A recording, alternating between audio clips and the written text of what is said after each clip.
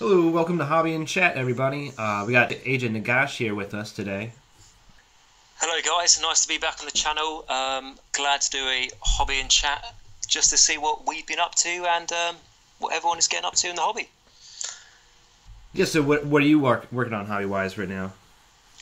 Well, me, I'm the least person probably in the whole hobby who has an idea of what they want to do. For example, my favourite thing is death. I always stand by death, but I've always wanted to do a new army, so I did look at doing destruction, and I've got gutbusters, and I was looking so much into them. I just required an army literally in the last week, and then I went from this morning about to paint my gutbuster army to within a couple of hours of me doing that, me wanting to do Iron Jaws instead, and then within about half an hour before this program, I now want to do Idoneth Deepkin. So I've been all around the place with my hobby ideas, but what I have been working on is something to do with a skirmish campaign in my store, which is like a pirate skirmish. Oh, cool. Which is so you come up with a ship idea. Now the ship uses the the Arcanite frigate, I believe, which is the medium Cowden Overlord ship. So you build a ship to match that war scroll, and then you can be as creative as you want. So I did the structure one, so I bought that ship and I kit bashed it with a few things and then put like an ogre on it and stuff and made it very sort of destruction-y looking, a few orc bits and all that sort of thing. And then I wondered, how am I going to make it fly? Because, how would ogres make a dwarf ship fly? I don't expect them to use the mechanics of how the dwarves would originally do it. So what I came up with was just a giant holding it. So what I've been working on at the moment is a giant carrying a frigate into battle. And I literally had to build that on Friday night. I did that, was up until silly hours o'clock in the morning, and took it to a game on yesterday, our first pirate game, and it did really well. The ship itself did terrible. It got destroyed turn one. I think it got crashed into by a Skaven warp lightning ship or whatever the hell it was. Crashed into mine, destroyed mine, but before mine went down, an iron gut from my ship jumped onto the Skaven ship, killed the crew, crashed the Skaven ship into an elf ship, and in the process of that, the Skaven ship went down and crashed and burned. I jumped onto the elf ship, I killed the crew, then drove the elf ship into the last remaining ship on the battlefield, which was another Skaven ship. When it crashed into that, both the ships went down in flames, and then my one iron gut killed the crew from the last ship and won the day with one wound remaining. Man, and that was it was really cool. And I went to a tournament last weekend, but I can honestly say that small hour game we had yesterday was the funnest playing in the hobby I've had for a long time. Yeah, so sounds awesome. Yeah, really, really random. But when I went from turn one from thinking, God, I spent so long building this bloody ship and I'm going to be gone in 5 minutes, to my one ogre just jumped on everyone's ship and crashing and burning was really fun. And we came up with a little rule when I was steering the Skaven ship, because it's so wacky Skaven technology. Every time I wanted to do anything with the ship, I rolled a dice, and on a 1, 2, 3, the ship just blew up, and I lost because it's Skaven technology, a warp stone. Right. Makes sense. Yeah, it was really good fun. So yeah, that's what I've been up to. What have you been up to? Anything much? Yeah, I've been getting ready for this big GT in the States. It's West Virginia. It's called the Burnin' Couch GT, and I was gonna bring Necron. It's 40K. I was gonna bring Necrons for it, but then at the yesterday I decided, well, no, I want to bring AdMech, and then totally switched back to Necrons, and now I have to buy a whole bunch of Necron stuff, and I really can't decide what I want to bring, even though I've been thinking about it the last 3 months of my life, figuring out what I wanted to bring for it. You've got to look at every possible option you can do, and then pin it down to what you really, really want to take, and then change your mind, and then go to something else. That's what I find really helps me. That's every a good time. point. Yeah. It's I wanted to get practice in with it this month, but I don't know if that's going to happen because I'm keep changing my mind. We'll have to see. Yeah. I mean, for example, the tournament I went to, last weekend. I was thinking about that for about 5 months, what sort of list I was going to take, and then I came up with my idea the Friday before the tournament, so literally the night before, and then I came in with my printed out army list. This is for Age of Sigmar, to Warhammer World.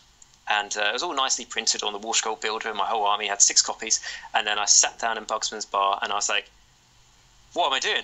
I don't want to take this list. I want to change all the artifacts and everything. So I spent the next 20 minutes quickly scribbling out everything I just planned perfectly for the tournament, scribbling it out, writing in something else, all that. And literally the shape of the list when I handed it into the tournament organisers, they sort of glared at me, and I was like, yeah, I've had a couple last minute calculations. And it was a 2,000 point Age of Sigmar tournament, and my Death Army had 23 models in it. I did do a little video about it on my channel just to get my the thoughts of my subscribers to see what we can criticise the list and how it could work.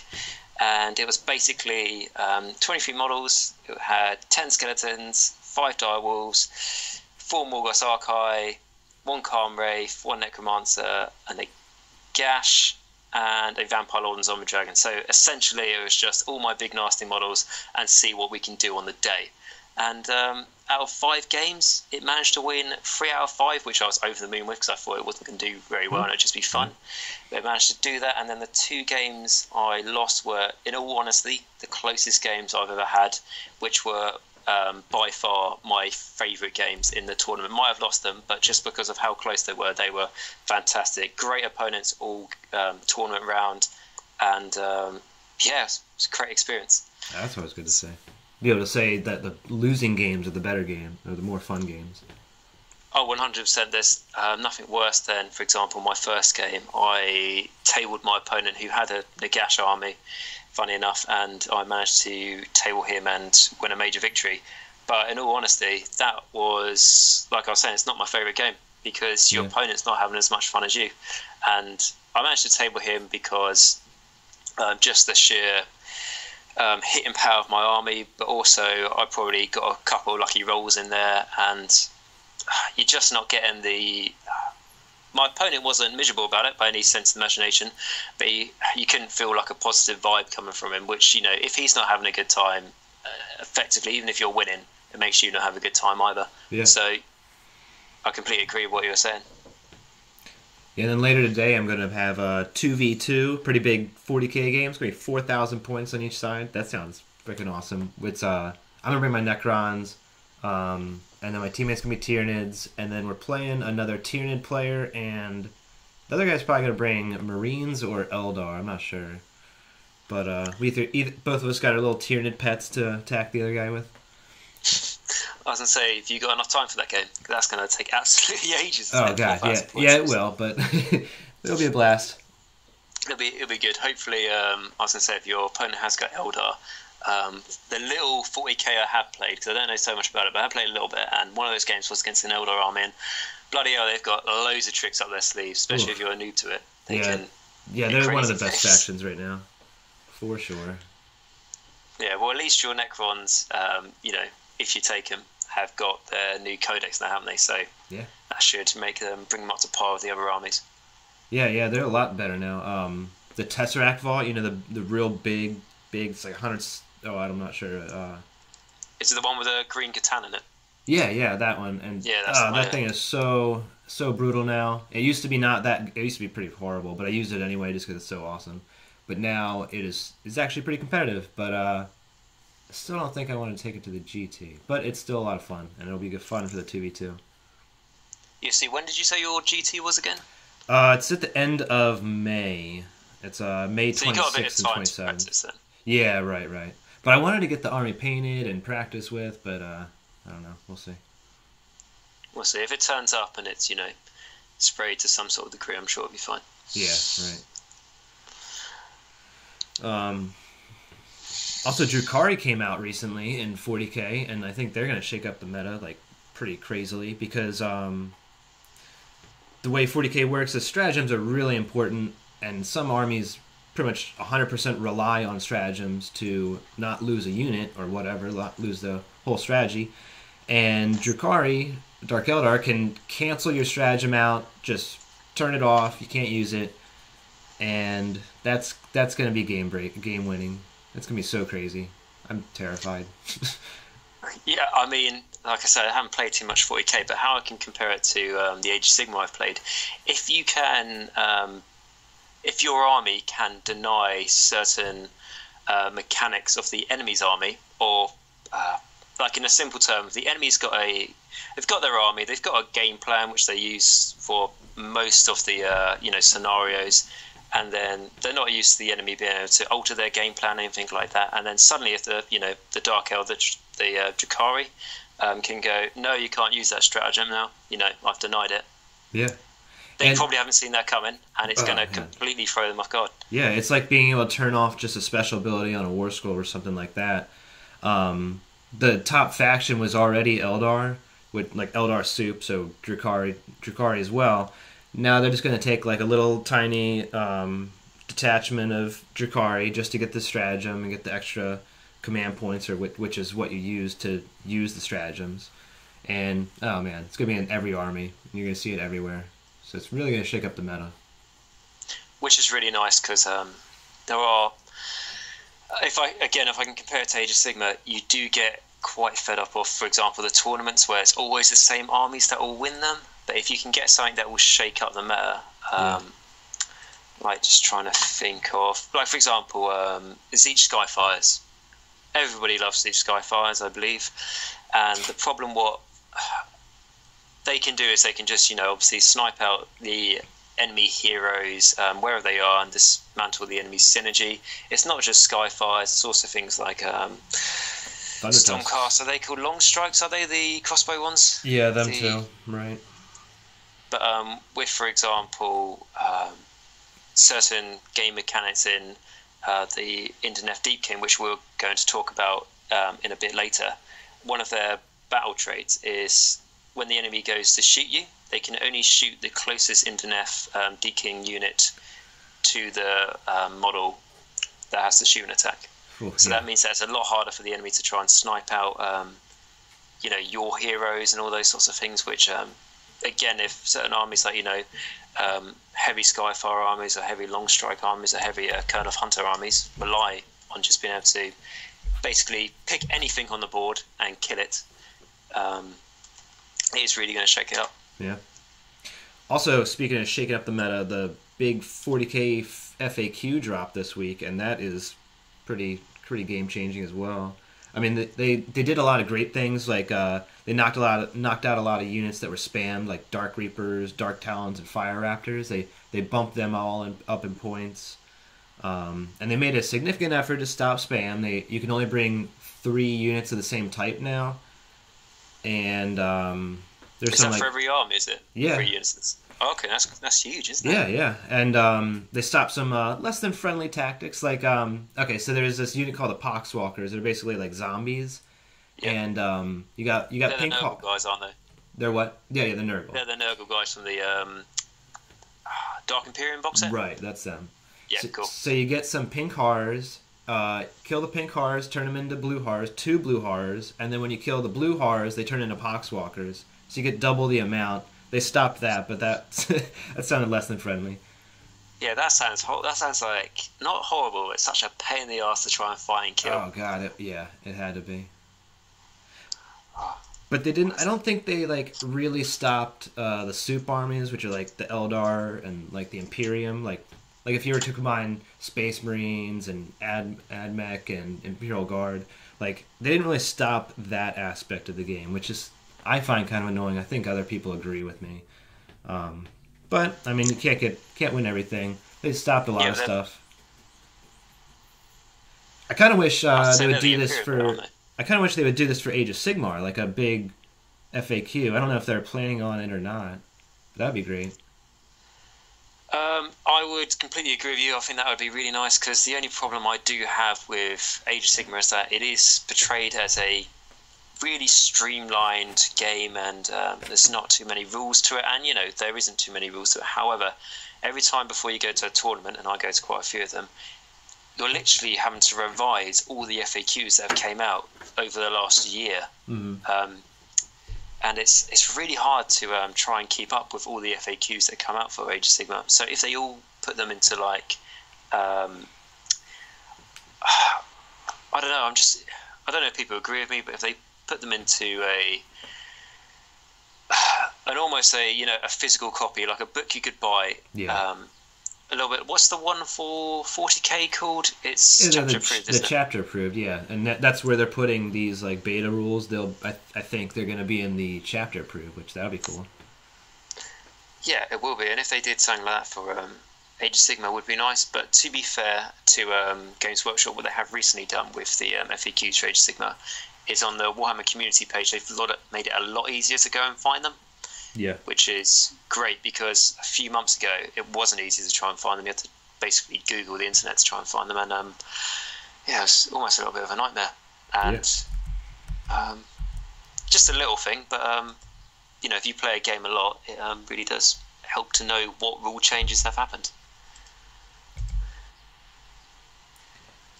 So yeah, but I'm happy to hear 40k is improving, and as 8th edition continues, little tweaks are being made here and there just to try and make it as balanced as possible.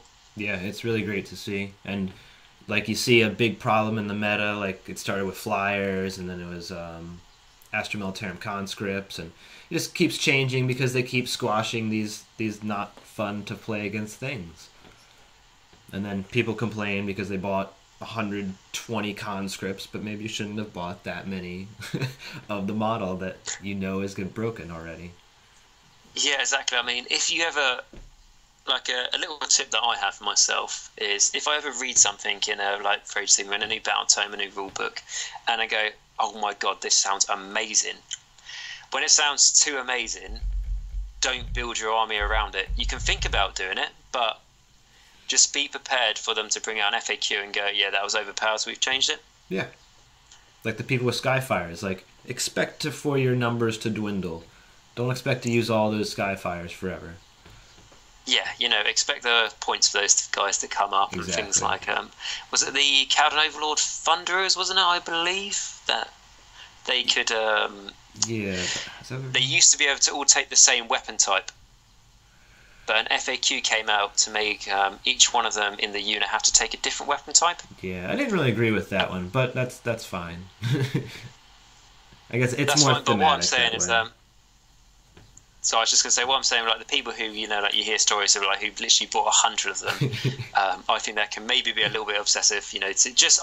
I'm not saying they were wrong in doing that, because I mean, if I bought 100 of that and then they got taken away from me, I'd be really annoyed. Yeah. But all I'm saying is just, don't put all your eggs in one basket. Don't bank on it too much. Be prepared for change. Yeah.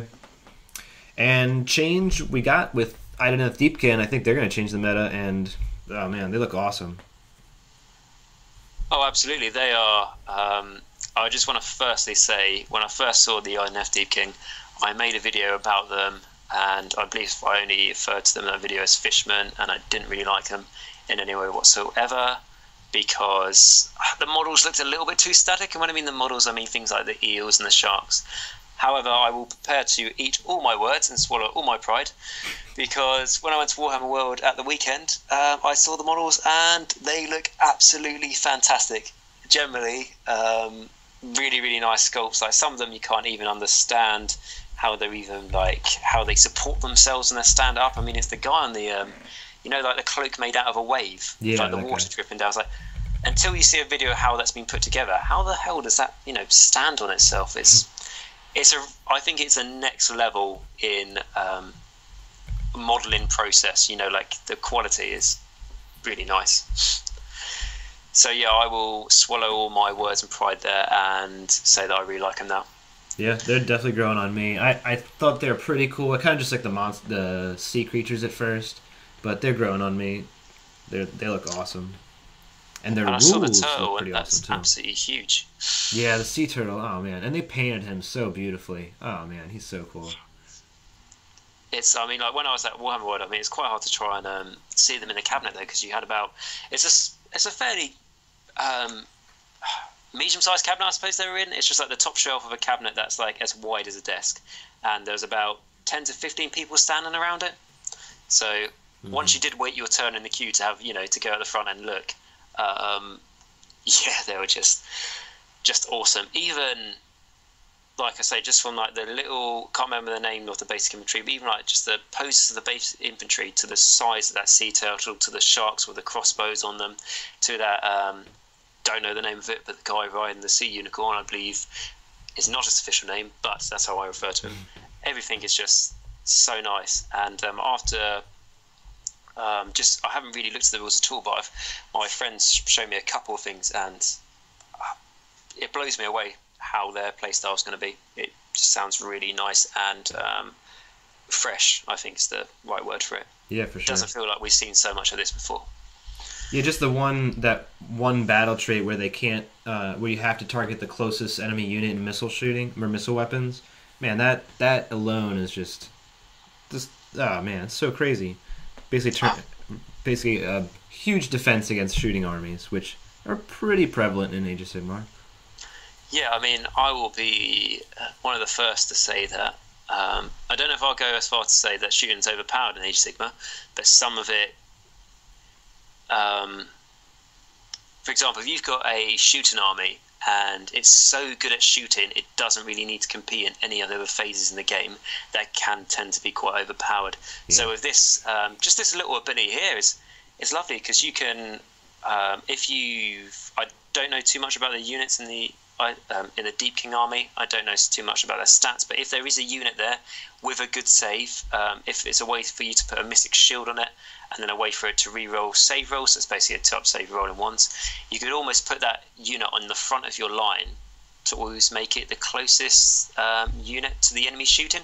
Yeah, I think the idea, well, at least the first one I had was you get a maxed out unit of Namarti Thralls, which are like the blind, the main troops, and I don't know about their armor save, but they can heal models back, so you can heal back your big screen unit, and they can cover basically your whole army because there's so many models in it. I don't know how many they go up to. I think there's 30 models they go up to, maybe 40. I imagine they're one wound models, 30. aren't they? They are, yeah. Yeah, I imagine it'd be 30 at least then. Yeah. But but there you go. That's just one little thing about them, and that's not obviously their main battle trait either. Yeah, they have the tide of tides of death. So it changes on each battle round. The first battle round you get cover. Second battle round you can run and shoot or charge. Third is high tide. I think that was the good one. That's Yeah, and I mean, even when you go to the fourth one, which is in this battle round, all units with the tide of battle trait. Yeah, you can retreat.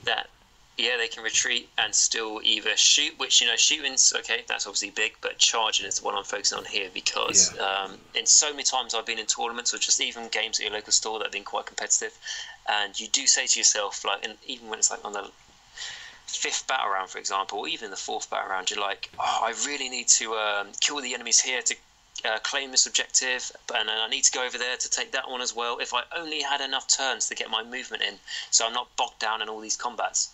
Well, being able to retreat out of a combat and then charge into another one can literally save the end of the game for you, just to get that one more victory point than your opponent. I've been in this position so many times, and sure, some of the other tides of death, abilities sound a bit, more interesting, like the one that lets you be able to attack all your units before the enemy can. But just being able to retreat and charge in the fourth and fifth battle round, to me, is the biggest. Yeah, and the most I'm excited about. Yeah, it's one of those more subtle abilities we were talking about in the Knight of Shrouds review. Like, it's a movement ability. It's more subtle. It's not like in your face, reroll onto hit rolls and wound rolls, but it's really tactically beneficial to you. Oh, absolutely. And if your opponent knows this table, or you've shown them to them quickly just so they understand how your army works, the one thing I imagine they will remember is on the fifth battle round, all your Deepkin units get to attack before his. I'm sure that's going to be the one thing that's going to stick in his mind. The one thing that's not going to stick in his mind is on the fourth and fifth battle round, you can retreat and charge or retreat and shoot. Right. Yep. And that's why those little, like you say, it's just a little subtle ability, but it's one that he's going to overlook. Yep. And also the first one you get on, Battle Round 1, in this Battle Round, all units with the Tides of Death battle trait are treated as being in cover. Fantastic, everything's getting +1 to its save. So if your opponent has a 1-drop army, or manages to out-deploy you and is going first and has got a lot of shooting, for example, everything in your army is getting +1 to save. And again, if they've got a lot of shooting and it's, and they're going to shoot you first turn, try and wipe out most of your army, they're going to struggle because they can only shoot the closest, Deepkin unit to them, which I'm sure you're clever with your deployment. You can make it a unit you don't really care about too much. Yeah. So it's it looks like they can compete in every battle round, which is really nice and really interesting. And so I think the Namarti Thralls, you can, like I said, that you can put them up in front, but another way to protect your units, you have a spell called Tide of Fear. We were talking about Overwhelming Dread being in death spells being kind of overpowered. This one's casting value 6, and you pick a unit within 12 inches, and they're -1 to hit and -1 bravery as well. So that's awesome. I think they have a bunch of ways to get -1 bravery, or minuses to enemy bravery, and minuses to enemy hit rolls. So a lot of stacking in that. Yeah, and for example, yes, like I was just looking at another spell here that is called the Protected Barrier. Has a casting value of 4. You successfully cast, pick a friendly. Not going to be able to pronounce that word. Is it Nuclear? Nuclear? Have you came across that word yet? It's I imagine it's a name of a oh yeah, those are the conclaves. So they have Caradron Overlords and Daughters of Cain. They have little groups within their army. So these are I think they're called conclaves. Cool. So if you're from this conclave, you pick a friendly unit from it within 12 inches of the caster that is visible to them until your next hero phase. Weaken the rend characteristic of attacks that target that unit by 1 to a minimum of dash, which is if you're making the enemy so minuses to hit and you're making their rend, minus. Oh, I suppose it would be +1 in that circumstance. Yeah. It's just going to make the enemy not be able to penetrate you too well. And again, like I keep mentioning, this teamed up with the enemy can only shoot the closest Deepkin unit to them. It's really just going to start mucking around with their game plan and their ideas. They're going to find your army a bit of a pain in the arse, with the Idoneth Deepkin, which really excites me. There's another cool conclave I saw. I don't know how tactical it is. I think you got to think about it a lot. But they have a command trait that allows allied units to still gain the Tides of Death ability. So that would be awesome. I know Daughters of Cain ally with them. I'm not sure who else. I imagine the Dark Elf factions do. So you can get Tides of Death on them. That would be great. Yeah, what we've got on the... I haven't seen. So the allies is Darkling Covens, Daughters of Cain, Eldritch Council, Order Serpentis, Scourge Pirateers, Shadow Blades, Stormcast Eternals, Sylvaneth, and Wanderers. So, obviously, Stormcast are going to be a big part of that, and I imagine it's quite. Yeah, with Wanderers in there, you can get Sisters of the Thorn to reroll. I think their spell is reroll save rolls. Yeah, if you, for example, I know that Huge Turtle's got a 3-up save. If you put a Mystic Shield in it, 2-up save, and then re-roll in save rolls on it, it's really nice. And is it, if you, with the Daughters of Cain, not Daughters, Sisters of the Thorn spell, isn't it? You pick a unit, they get to re-roll failed save rolls, and if you get a save roll of a 6, the enemy unit takes a mortal wound, is that correct? Right. So then Mystic Shield, there'll be 5s, it would be dealing mortal wounds back at you. And I don't know if there's any other ways to get +1 to save, but cover saves. Turtle can't take a cover save. No, but this is a very extreme example. But if you're playing against a, this isn't going to come in useful a lot, but I just thought about it. If you fight against a murder host and they charge you turn 1. They do their damage, whatever, and then it's your turn 1, and you're in combat. You put a Mystic Shield onto a unit. They're also getting +1 from the cover. So I don't know. We say it's on the Thralls. I think the Thralls have a 5-up save normally. So now they've got a 3-up save, and then they re-roll and all failed save rolls. And then for every 4, 5, or 6 they get to save, the enemy takes a more wound. I believe that's correct. So like I say, only good against Murder Host. So if you don't know anyone for Murder Host, don't even think about it. However, in a tournament, if you go up against a Murder Host, I would literally build my whole army to go up against a Murder Host, and if I was lucky enough to go up against one, I would absolutely love it. That sounds like a great one. Whew. Yeah. So, plenty of ally options. I imagine there's quite a few Stormcast turn-ons. I mean, if you had a Lord Redictor, it's another way to make the enemy -1 to hit, which is just fun for you and not your opponent. Wanderers, if you want access to extra shooting, maybe, Glade Guard, but how I see armies a lot more these days is that you have 2,000 points, let's say, for a typical game. That's what most tournaments are. At least 1,600 points of your army is going to be made up of, for example, the Deepkin, and then you have 400 points to do for allies. And like I say, you could have some Wanderers in there for a bit of extra shooting power, but all you really want to do is add in a few extra things that are really going to add to your army. Like, for example, a Lord Redictor will make the enemy -1 to hit, and then if you had a Darkling Coven Sorceress, I believe her name is, it's another way to make the enemy -1 to hit. Yep. So you could really just start making the enemy not be able to do any damage to you, and it'll basically be like you have a Nurgle army, which would be really fun. So yeah, I don't know what you think about that. There's many ways to make the enemy -2s to hit. Do you think that's quite something that we've seen before, or do you think that's quite new? I mean, we've seen it with the Mourngul before. I guess that's been squashed a little bit, but at least we now hit on 6s, right? That's one of the rules of 1, so it's not broken, but that'll be tough because there's so many ways. The Isharan Tidecaster, they have a spell called Riptide. Subtract 1 to hit rolls against an enemy unit. So there's so many ways to get the -1 to hit.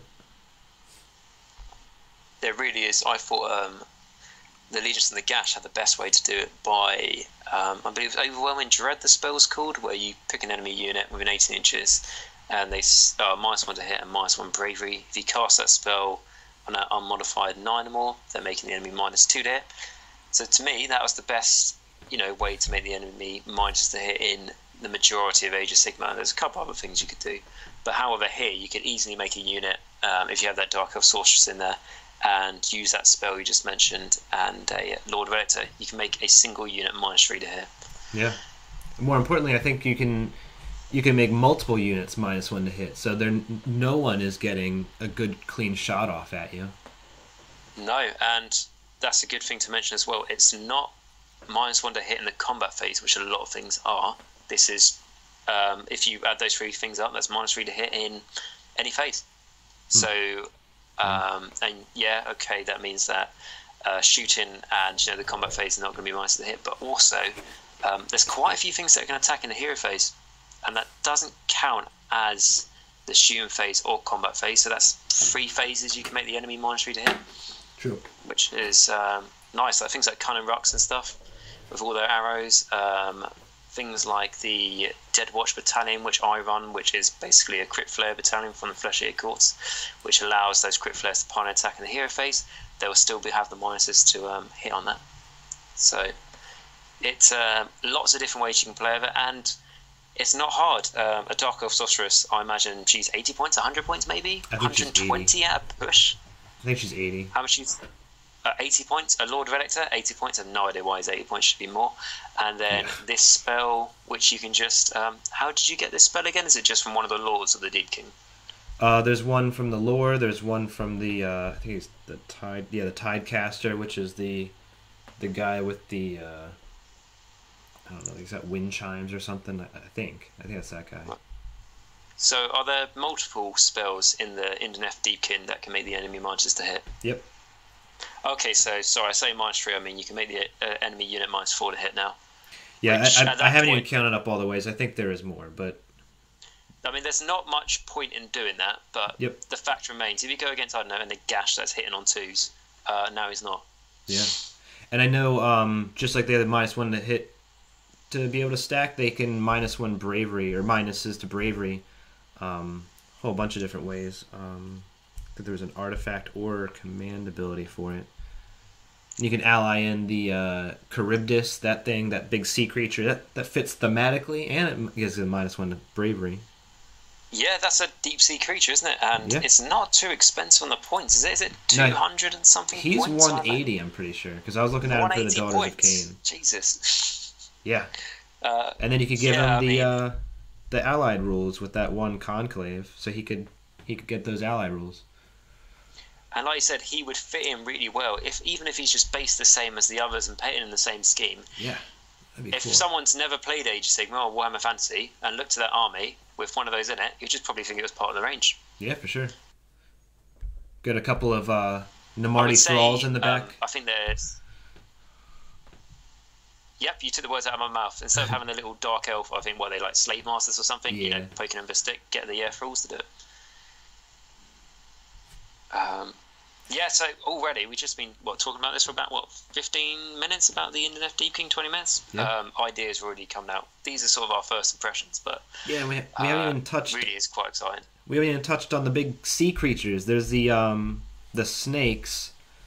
They can run. They can go really fast because they Which already one's go. The snakes called? The eels. I mean. Oh yeah, the eels. The they Achillean Guard and those fellows. So what's their movement again? They move 14 inches with fly, and then you can add 3 from I think it was one of the other characters. And during the second turn, they can run and charge, and then they can re-roll their charge rolls, and get another +3 from another character to get. Like it's like 23 or 38 inch charge range. It's just crazy. And then they do mortal wounds when they're close to you as well. So that on the second turn, oh man, that sounds brutal. That sounds so good.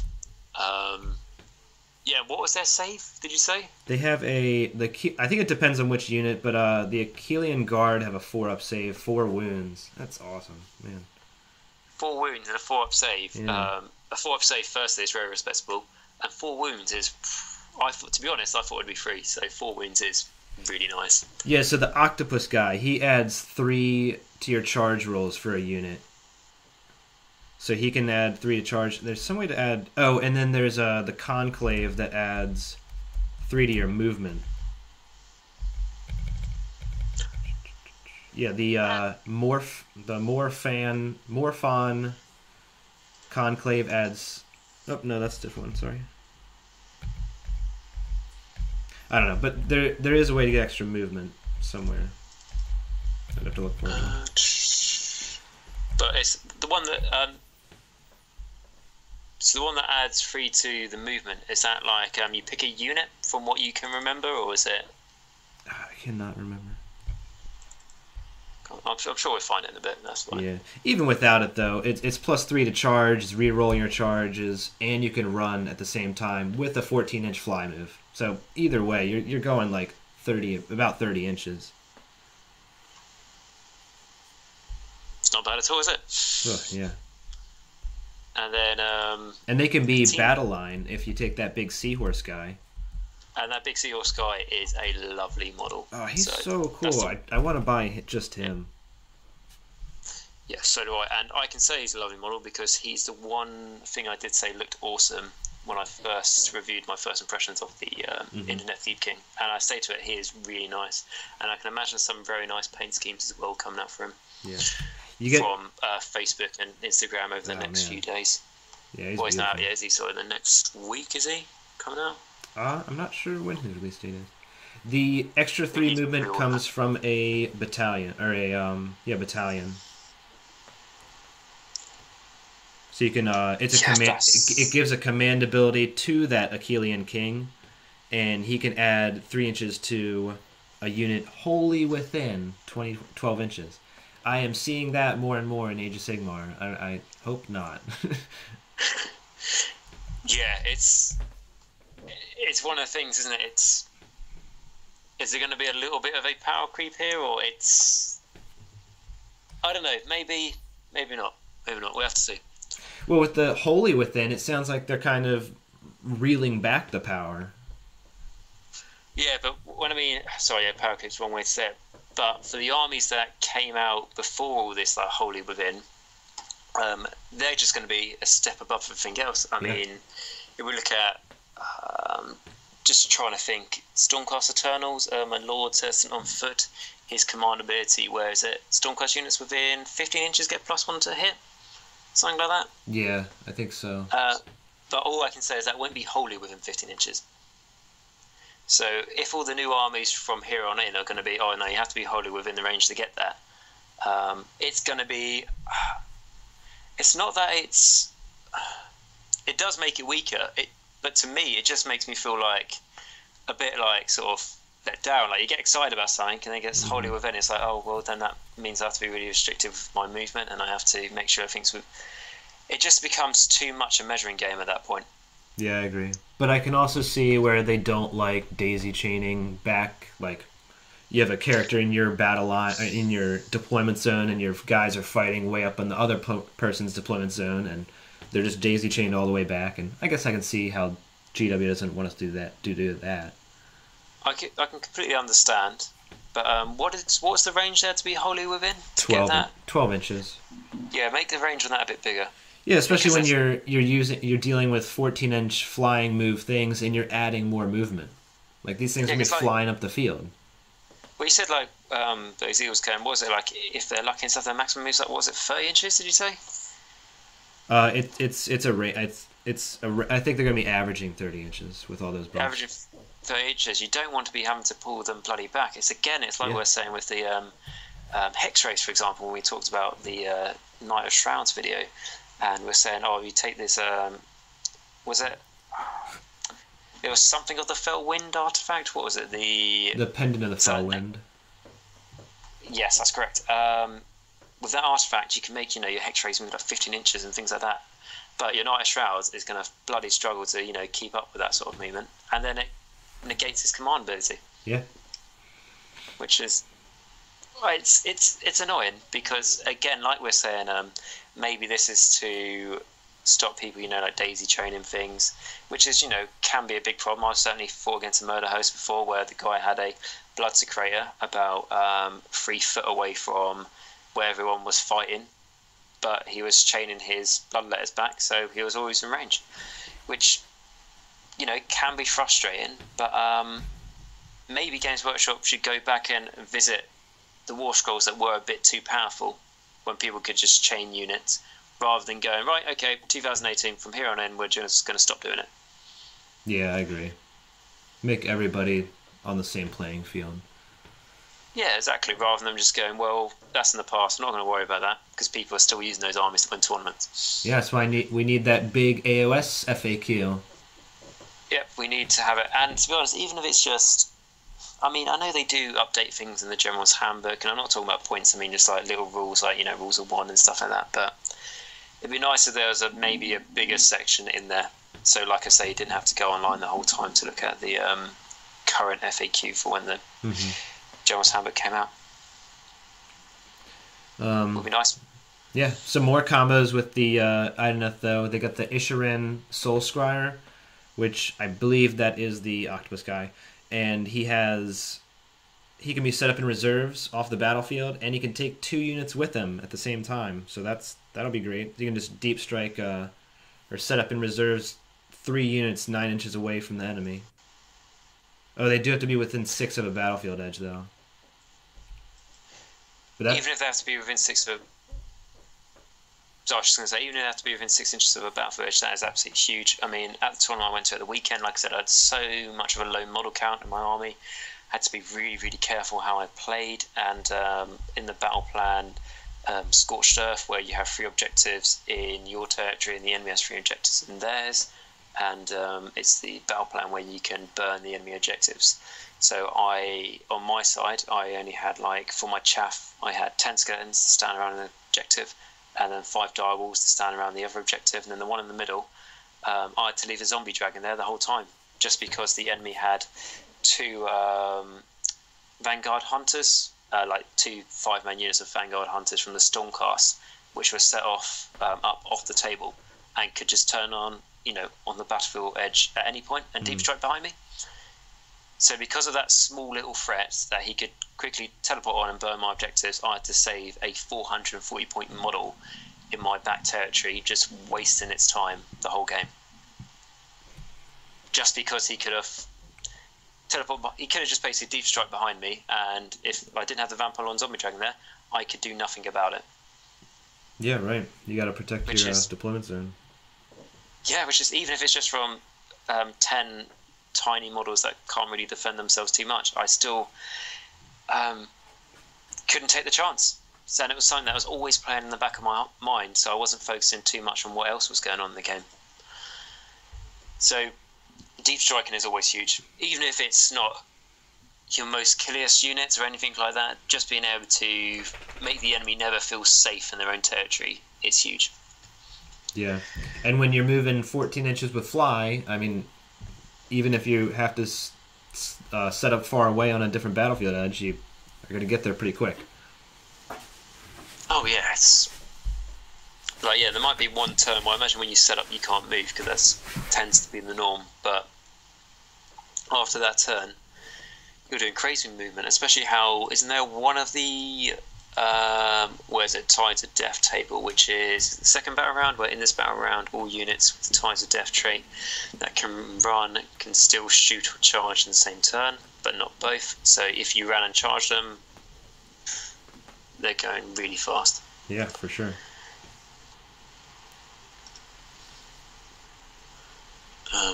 Which is, yeah, I'm generally excited. I mean, some of this stuff there's bits of it that originate from things that we've seen before, but quite a lot of it's original, which is nice.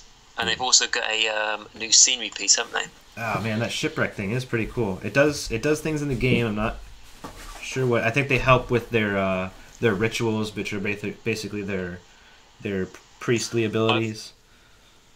I've got it here. So what it does is roll a dice each time a wound or mortal wound is allocated to an Idoneth Deepkin unit wholly within 6 inches of this terrain feature. On a 6+, the wound is negated, so they're getting essentially like a death save if they're within 6 inches of this terrain feature. My manager at my store has already got one and has already built one. It's absolutely huge. So, yeah, that's a big radius. And then the other ability it has is, at the start of your hero phase, roll a dice for each unit within 3 inches of this terrain feature. Do not roll for an Idoneth Deepkin units. On a 4+, the unit suffers 1 mortal wound. On a 6, the unit suffers D3 mortal wounds instead. That is just nasty. Wow, okay. That is like the Nurgle tree, but just next level stuff. Yeah, and they also this terrain feature, and Go ahead. Sorry.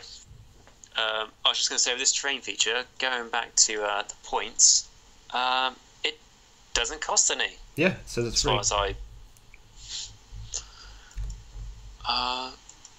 and I do know it does also help with their priest abilities, their rituals. They can you can force the enemy to not receive cover for a turn. You can heal a wound allocated to the big Eidolon, and you can force enemies not to fly. That's pretty neat. Oh, that's absolutely huge. I mean, like, I was going back to my flare army I have for my Fleshy Courts. Everything in the army pretty much flies, and I'm used to it. I take it for granted. So if someone was to take away my fly ability, I generally wouldn't know what to do. Yeah, if you have a big old unit of Marnie Thralls in front, maybe a couple waves of them actually, and then so you can only shoot them, and then if you can't fly over them, so you can only hit them in combat. You just have to attack the Thralls first. That sounds pretty good. Yeah, I mean, the only way, if the enemy manages to deep strike behind you, but if you set up your units right, you're going to make it really hard for them to try and pop up behind you as well. So yeah, it's going to be, yeah, it's what I'm starting to notice with this army is it mucks around a lot with the enemy's army. There's lots of synergies and lots of nice things here that make the Idoneth Deepkin army itself good, but it's got even more abilities that make the army it fighting worse, which is it's nice. It reminds me like when I first saw the Law of the Death Mages for the Legions and Nagash book, and a lot of the spells in there, I think 5 out of like 6 spells out of them, basically just negative the enemy's movement and just make the enemy weaker. And some people, when they first read it, thought, "Oh, that's a bit boring. Doesn't really, benefit, your own army." But being able to make negative effects happen on the enemy's army is something the enemy is not necessarily going to foresee you doing. And because they won't foresee you doing it, they haven't planned for it, which is going to be difficult for them on the table. An enemy, like if I was to fight a really nasty, let's say, combat army, for example, like, I don't know, let's go for a murder host or something like that, or, an Ironjaw's army. I know that army's going to do very nasty things to me in combat. I know they're going to have a lot of high damage output, so I can try and build my army to defend against that. But if I'm going into fighting an enemy's army that's going to make my army have loads of minuses, either to hit or, to movement, or, can't fly, things like that, or to bravery, that's a lot harder to try and plan for. Yeah. So it's bringing new things into the game, which, like we're saying, things like shooting can be overpowered, and I think Games Workshop might be trying to make it less powerful by making some armies be able to deal with it a lot better, like the Idoneth Deepkin. Yeah, sorry, you were saying? When I saw the Death Mage spells, I was ecstatic because I didn't really want buffs for the like skeletons and zombies, and then or mortal wounds. I feel like that's kind of just boring, the same thing everybody else has. But being able to be able to bring the enemy down to your level of like skeletons or Idoneth Deepkin, it doesn't seem like they have like overly powered stat lines, So in their case too, it's bringing the enemy down to their level. And it seems like Idoneth Deepkin kind of have a little bit of everything. They can debuff, they can shoot a little bit, they can combat, they're fast, they have deployment manipulation, they can the Isharan Soul Render, he's the one with the lore on his head, and the big scythe. I think he's awesome looking, but he heals models back, so he would be healing back the Namardi models, and then there's a conclave to make him heal, I think 3 extra. I think it's D3 plus 3 he would be healing back. D3 plus, is that, sorry, did you say wounds? No, returning the models slain. Yeah, you can return D3 Namardi models. That's not bad. Yeah, that's all right. That's obviously really cool. Obviously, we're going to see how effective that is in the game, but at the moment, that just sounds really, really good. And something I also noticed in the Deepkin, not so much on the rules, but it actually looks like when it comes out, it's going to be a full army. It might not be, but when I've seen all the models, like I keep on saying, when I was at Warhammer World, I looked at them, I was like, it's got a big model range. It's not like, for example, when the Ironjaw's came out, and they're really cool models, but there was only about 4 different kits or whatever came out for them, or for the Caldor and Overlords, where a few kits came out for them, but it's quite a limited army. This army looks like there's quite a few different unit types, which is really nice. And like you were saying, how there's lots of different ways to play them, it really gives you the freedom when you want to build your lists. How do you want to run the army? It's up to you. You're not forced to play in a certain way if you don't want to. Yeah, it is a really impressive. Really excites me. Yeah, it's a really impressive first wave of models. I'm sure they'll get more later, but they're really taking advantage of the dual model kits for all of these sets. They're just every box is at least 2 different types of model you can build out of it. I like that a lot. Oh, absolutely, yeah. Like you're saying, and I'm still I'm on the Games Workshop site now and just looking through the new releases for them. And you're absolutely right. It's like the, for example, on the, I can't remember the name for it, but the for example, like the High King of the Deep, that model, which is basically the guy riding the seahorse. I thought that was just one unit, but yeah, you're absolutely right. I've clicked on it, and there's 2 different variants, which is it might be the same model, but you can be clever if kit bashing and reposing it, and even if you don't want to, you've got different rules for it, which is really cool. And it's the same for the guys on the waves and stuff like that. Admittedly, a lot of the changes are just like, they've got a different head, they've got a different helmet, but there's different ways for you to run that army, because, their dual kits just gives the range of that army just so much more life, which is nice. Yeah. Yeah, and speaking of that High King, Volturnos, the special character one, he has some cool rules. He's add 1 to bravery of units nearby him. On a 3-up, he ignores spells, incoming spells. That's oof. Like what, a 4-up did he? On a 3-up, when he's targeted by spells, he just ignores it. And reroll to hit rolls of 1 for the Achilleans, so the sea creature riding guys. And he has a command ability. He has 4 things he does. Well, he has 5 actually. He's some offensive ability. 6, there's something else. And I'm looking at his attacks, and they're not too bad, are they? No, they're not that bad. Have you seen his attacks? Yeah. And a 3-up save.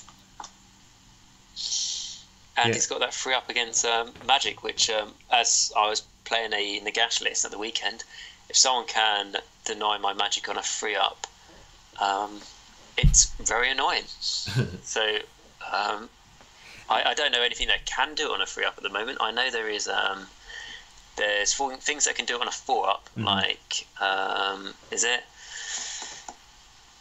long beards for the dispossessed or iron breakers? It's not long beards. I don't know. It might be iron breakers. I think it's iron breakers and things like skull crushers and juggernauts for Blaze of the Born. The things they can do on a 4, but on a 3-up, that's quite. The enemy's not going to necessarily know that, which again is nice. Yeah, and oh man, this guy's actually super protected because he can't be shot at because he's behind your other unit, or he's probably behind your other units. He can't be charged, hopefully, because you're turning off enemy flying, and he's immune, or he's 2/3 of the time immune to your magic, any casting spells on him. So he's just, oh man, he's very durable. Yeah, and he only costs 280 points. Okay. Which is not bad, because he's not just good in himself, is he? He's also adding to the army, like, the reroll hit rolls of 1 for friendly. Was it Achillean? Was that the Achilleans? Yeah. He's a huge force multiplier. And that's not even his command ability. Right. It's just because he's within and. Oh, okay, yeah, I see what you're saying now. Yeah, the holy within 18 inches. Yeah, pretty much everything in here says holy within. It's kind of annoying. Yeah, that's a pain. They didn't. Did you read through the Daughters of Cain book at all? I did, yeah. Was the holy within range for them as well? I don't think it was. No, I mean I think it showed up, but I don't think it was every one of them. I'm pretty sure Marathi's command ability. That's the only one I really paid attention to. I'm pretty sure that one did not say holy within. It's a shame that, like you're saying, hopefully this isn't going to be something we're going to see with every new army going forward. But I suppose one thing you can say about this army is, yes, they have to be wholly within range. But because of how far their movement is, if they need to go, for example, this guy, the High King of the Deep, if he needs to go, okay, we'll need these guys over here, like, I don't know, 10 inches to the right of him to be getting this ability. He's got more than enough movement to go over there in the movement phase, and then in the combat phase, he's making them re-roll those hit rolls. If you see what I mean, he's got, it's, for example, they have to be wholly within 18 inches of him, but he's got the movement to get to the units that need that ability. True. So, yeah, it's annoying. It is really annoying, but if he only moves 6 inches, you know, he would really struggle to try and target the units that really need these buffs. So yeah, I mean, he's very nice, and like I say, he's only 280 points. Yeah. I'm just looking at the Achillean Morsar Guard now. I think that was the one we were talking about earlier with all the extra movement buffs. I'm just reading over the mortal wound ability it has, the Voltaic Blast. It's once per battle at the start of your combat phase. You can say that this unit has unleashed the Voltaic energy stored in their Volt Spears. If you do so, roll 1 die for each model in this unit. For each 3 up, pick an enemy unit within 3 inches, and it suffers a mortal wound. On a 6, it does D3 mortal wounds. You can take up to, I think, 12 of them.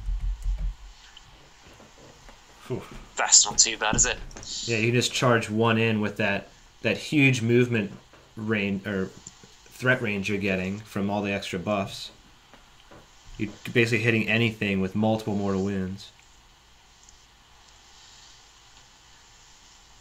Yeah, that's And on the charge, they're Ren 2, damage 2 on the charge.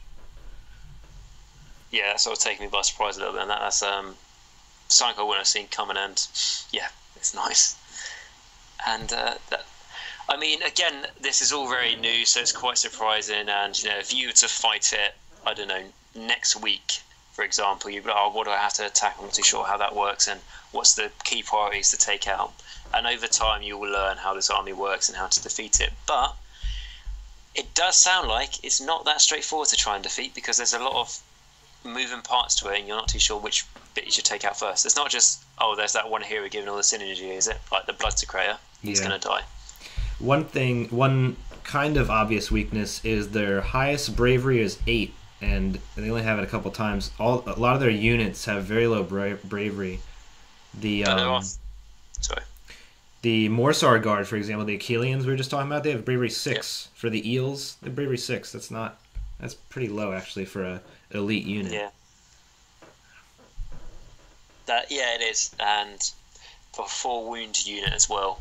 Yeah, losing even a model to Battle Shock for that will be a big deal. But you have got things like, this is really testing my dyslexia now, I'm trying to read these names, but the Edilon of Marvlan aspect of the sea is basically one of the guys in the wave cape. Right, yeah. And like I think you might have mentioned this before, but you know, for example, he adds 3 to the bravery characteristic of friendly Idoneth Deepkin units while they're within 9 inches of this model. And that is not wholly within 9 inches. Cool. So that's nice. Otherwise, that would just be, well, everyone get around him as quickly as you can, because that's not a big range. So yeah, within 9 inches, he's given. So like you say, bravery 6, now bravery 9. And this guy is a huge centerpiece to the army. You know, so the enemy will be able to. Actually, no. I was about to say the enemy will be able to shoot him from a mile off because they'll be able to see him, but he might not necessarily be the closest unit, will he? Nope. And even if he is, he's got a 3+ save and 12 wounds. Oh, I tell you what, I'm so much liking this whole the enemy can't shoot whatever they want in your army. Right. They can only shoot the closest one.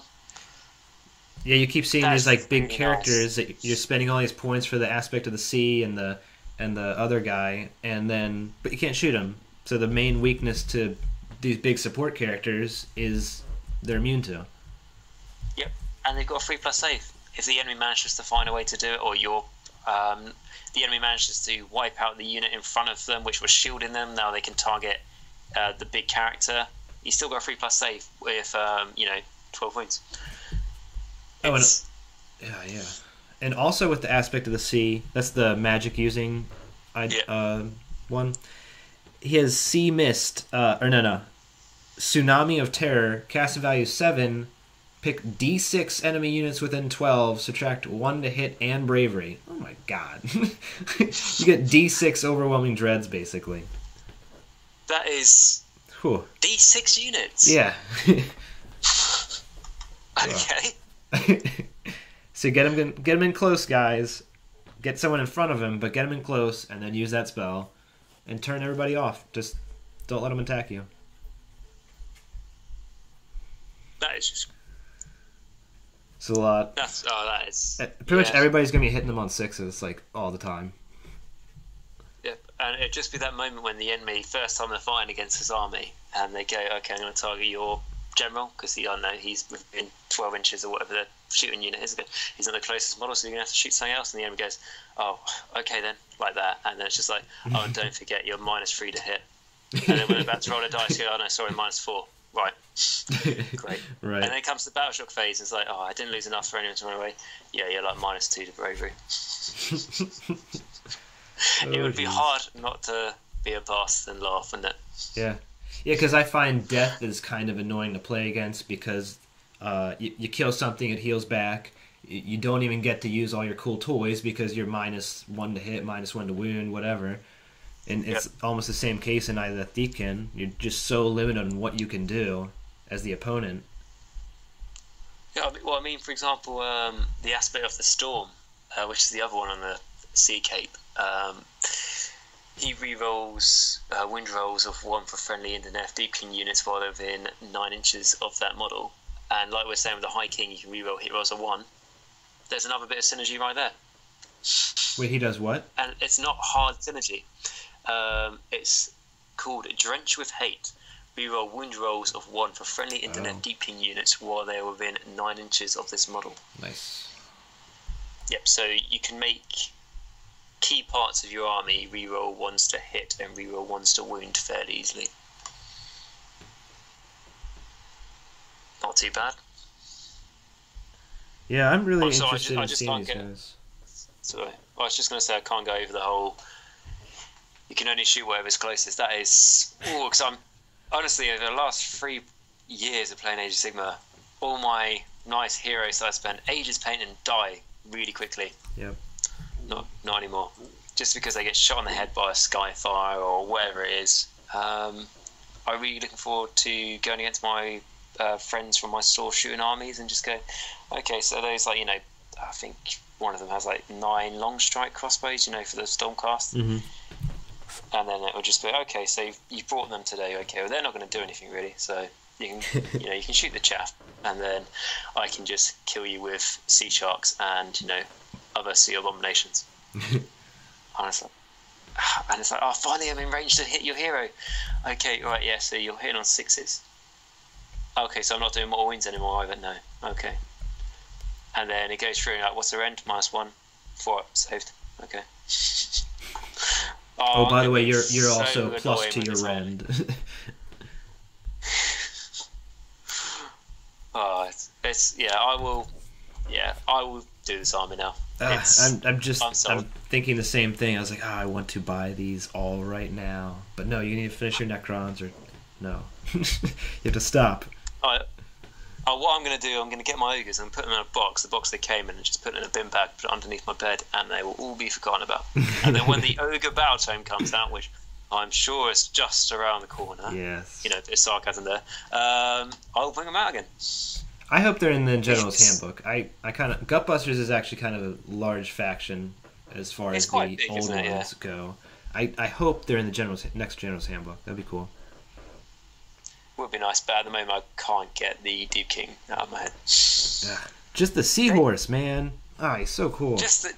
I'll tell you what, even if I'm didn't do the army, which, you know, work is very, very busy at the moment, and I shouldn't really do any new armies, but, you know, Warhammer gets in the way of things. I will buy this seahorse guy anyway, because he's £25, so what's that, about $37, something like that? Yep, $40. $40. That's not a bad price, is it? No. And the lovely thing about a new army like this is you can guarantee there's going to be practically to little to none mold lines on them. Is that a thing? The newer models don't have mold lines? Well, because they hide them so well, right? Yeah, they have some mold lines, but very, very little. Mm-hmm. I mean, for example, I recently, probably within 2 months ago, I built some Chaos Warriors for a friend, and they have serious mold lines. Mm-hmm. And at the same time, I've built Stormcast as well, and they have some of the kits have little to none mold lines. And for example, the Caldon Overlord ship I built most recently, I was kit bashing that with a Stonehorn kit, and when I was cutting out the bits for the Stonehorn, I was trimming them off and getting rid of the mold lines and all that. And then when I was cutting off the bits for the Caldon Overlords, I'd pick up a bit and go, sorry, I've been looking around this bit for 2 minutes now, and I haven't located the mold lines yet because there wasn't any. It's just like, obviously there's going to be things like, I'm sure, if like someone's holding a sword or something and then going along their knuckles and their fingers, there always tends to be those mold lines. Yeah. You know what I mean? They're probably still going to be there, but I mean, for me, it can be. I do like being creative when I'm building things, but it can be a bit of a chore if there's too many mold lines. So it's another positive thing about a new army. Yeah, for some reason, cleaning the mold lines off for me is the most. I hate it. I like every other stage of the hobby. It's just that is the most annoying one for me. It just like brings my anxiety tedious, up. It's so tedious. I guess I don't know. I just really don't like it. No, all it is you're having to justify in your head why you do Warhammer when you get those mold lines off. Yeah. Generally, and it's just like for example, one of the things I did was I'm sure you've built one. Is it the Doomsday Cannon for the Necrons? Right. Yep. If you want to really go to town with getting rid of the mold lines on that thing, God. it takes ages. Yeah, it was. But yeah, so it's just another positive thing about a new army, because this sculpts are just where it's at. I mean, it's like, for example, if you look at one of the are they Reavers they're called, or just like the standard, like the Thralls, for example, of the Idoneth Deepkin. Look at a standard one of those warriors, and I do feel like their faces don't have that much detail because they don't have any eyes. I know that's part of the thing, but anyway, if you look at one of their models, some of the poses on that will look just as good as the poses for a let's say high elf hero from 10 years ago. Just a standard infantry model here will look, right. The pose will look just as good or even better than one of those. Yeah, and Games Workshop is still charging £15 for the old one. I'm looking at them now. They're get your money's worth. The thralls are so pretty. They're so cool looking. They're big old scythes and stuff. I'm looking at them right now. Yeah, the same here. And it's just like this. To be honest, this is the first time I'm really looking at all their model range, because I've been trying not to look at them for obvious reasons of me having to swallow my pride and start an army. But they don't look like they're just copies of each other. It doesn't look like, okay, we're going to make 3 different variants of these thralls, and then, or let's do multiples of I don't know, like some of even the older Games Workshop kits, they'll make 2 different variants of models in the kit, like 2 different poses, and then you get 10 of them in a kit, and they just repeat the poses again and again and again. Right. So out of 10 models, you only get 2 different poses. Like Chaos Warriors, for example. Yeah, they're very static. Yeah, you compare these to those. Oh my god. And then the Reavers, they're all running, like almost all of them are on 1 foot. They look really good too. The bow ones, the Namarti guys with bows. Oh yeah, I see you mean, like some of them are like 1 foot and sort of like, like moving quickly to the left and all that sort of. Yeah. And some of them with actual arrows, like on the bow as well, which is a nice touch. Yeah. And with painting, do you think... Because the only problem I have with elves when it comes to painting is they can take a while to paint, because they can be quite small and their detail can be quite numerous, shall we say. Yeah, I find their faces to be the most time-consuming on elves, but at least for the Namartis, you don't have to worry about painting eyeballs. You don't have to paint eyes, do you? Yeah. Nope, and that's the one thing I hate the most, probably painting eyes. I just can't do it. Agreed. I can try, but I'll spend too much time trying and I'll eventually just give up. But with these, it's literally just a wash, really, isn't it? Just literally, it's just treated as a recess. For me, eyes, I'll get the first one like perfect, and then the second one will look horrible, and I'll never be able to recreate the first one. Yeah, and that just makes it worse, doesn't it? Yeah. It's like your hand will be as still as anything, and as soon as you go close towards an eye with a paintbrush, your hand will start moving all over the place. You'll drop the paintbrush. It's just, and there's nothing worse than you haven't noticed like a little bit of hair on the paintbrush just standing up, and then when you go towards the eye, it scrapes across the face. Oh man, yeah. But these guys. I mean, I'm looking at the fools now, or the reavers even, and one of the eels on the base has red eyes. So you're gonna have to do that. Mm-hmm. But that's easy enough. And something is quite. I thought it was a little bit weird to start, if I'm honest, but I quite like it now. Is all the little sea creatures on the bases. Yeah, after hearing the lore of it, I do like it a little bit more because they're not even all actually there. Some of them are just figments of your imagination. Oh really? Yeah. Oh, didn't know that. That's It was like some of them you'll be swinging at like these fish flying at you, and you'll swing right through them because they're just like energy. They're not anything. They're not a creature. I imagine this took quite a long time for them to come up with though, because they've really gone to town with all the little details on these. Yeah. Like if I'm looking at the guy with the wave cape, he's got 1, 2, 3, 4, 5 at least different types of sea creatures, all different around him. Like he's got like a little sea unicorn thing on the bottom. He's got a turtle. He's got like a eel. He's got a school of fish. He's got like a stingray. They haven't just done okay. So this guy's all going to have I don't know, like 5 eels coming out of his cape. They've made it all different, which is. Surprised they kept this under wrap for such a long time. Like there wasn't any leaks. There was rumours, obviously, but there wasn't any like leaked photos. Well, everybody was there was the rumors of there's elves riding seahorses. Everybody's like, yeah, okay. yeah, I heard that, and I was like, oh, that sounds okay. Like to a person who's really excited about it, and I literally, that's like one of the worst ideas for an army I could think of. And then I see them, I'm like, oh my god, I want to do them. So much. Like when I first saw them, like I was saying, I didn't like them so much, but now they've definitely grown a lot on me. Yeah.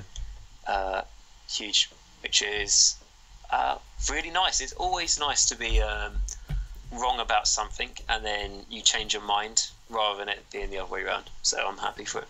And the more I see them, the more. Even like the dice, man. Have you seen the dice? I wouldn't want to use them, but they look really cool.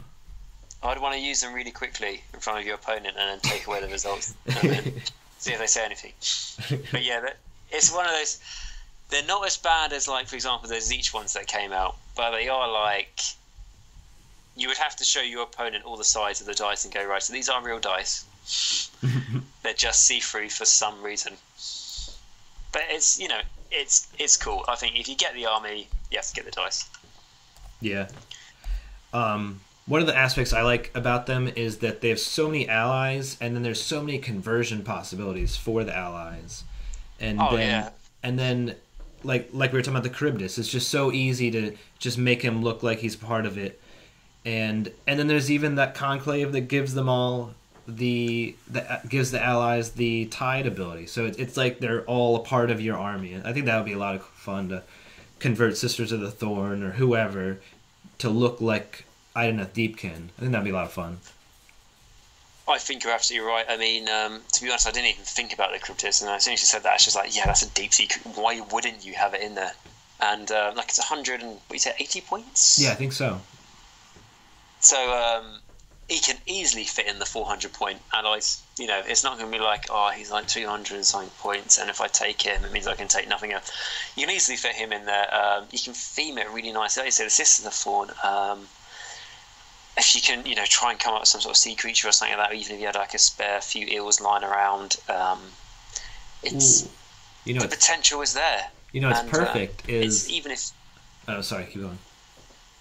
I'm sorry. No. I was just going to say you're going to end up with probably because a lot of these kits are dual kits. You're probably going to end up with a lot of spare bits. So, like for example, with a Lord Relictor with the typical sort of like skull helmet with a Stormcast star for the lightning on it, you can probably change a few things around to make him blend in more with the like the thralls and the the wardens and stuff like that.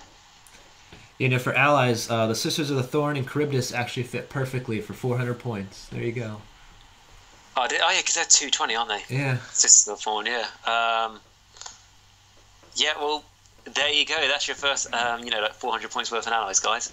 And to be honest, I've actually got 5 Sisters of the Fawn. They're not converted or anything; they're just standard. But it's worth trying out. Right. Yeah, I bought them for my Daughters of Cain skirmish team that I never played, but they look cool. Are they built? Yeah, they're built. 2 of them are painted. So they are. To be honest, I mean, like you say, you can do conversion stuff, but I quite like the Sisters of the Fawn models. I think Yeah, they're nice. so cool. Yeah, the Even elf that they're riding on, so pretty. Yeah, and even you just do the bases, just to theme it in there. Literally do the base as you've done the rest. Obviously, I presume maybe water themed. Mm-hmm. Stick a couple of eels on there, and they'll feel right at home. The other stuff. I kind of want to just slowly build an Idoneth Deepkin just for the conversion possibilities.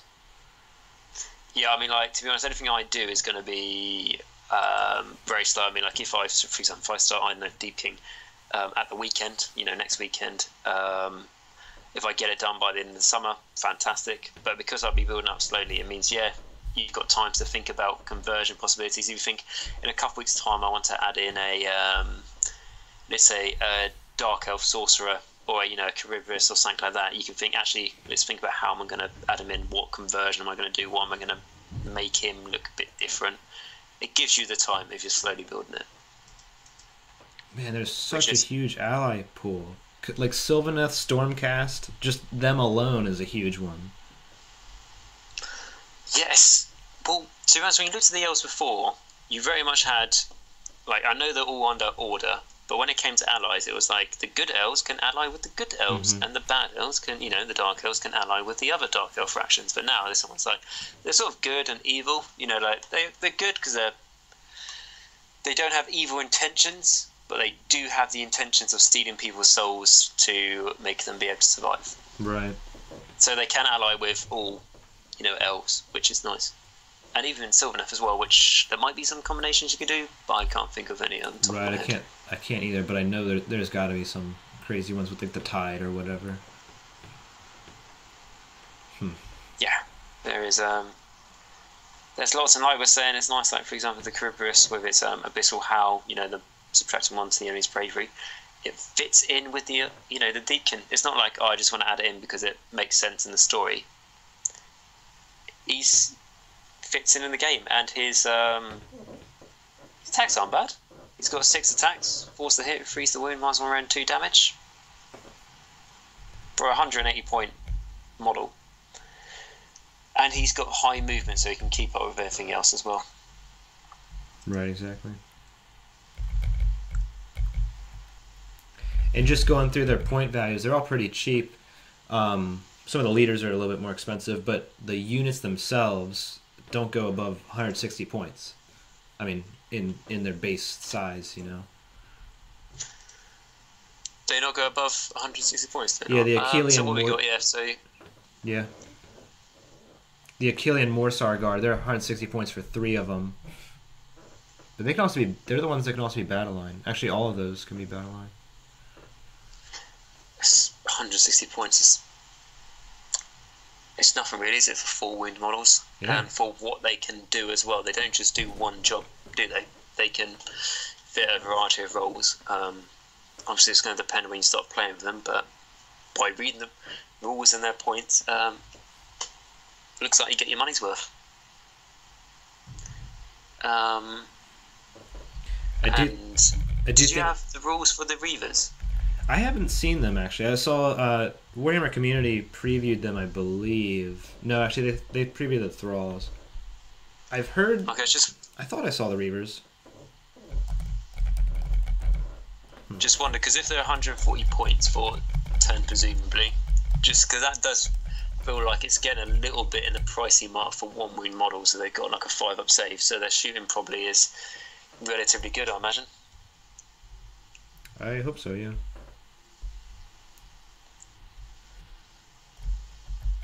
Yeah, I think that's going to be one of their sticking points, is they're expensive real-life money-wise.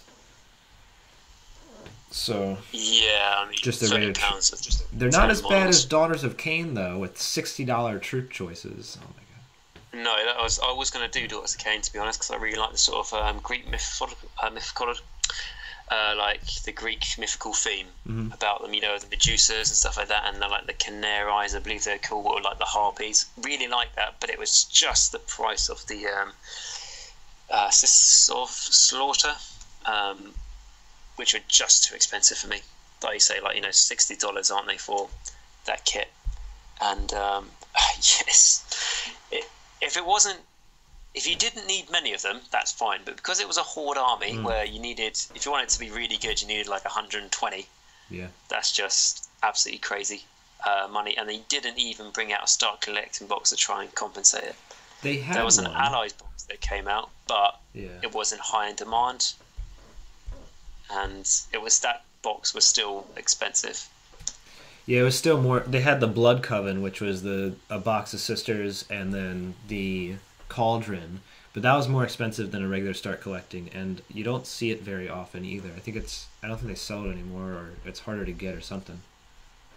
Yeah, it's really hard to get some from my store. The other week, asked the manager if he can try and source one, and it took like 2 weeks for the manager to try and find one from another local store to be able to sell to him. So yeah, it just shows how high in demand it is. And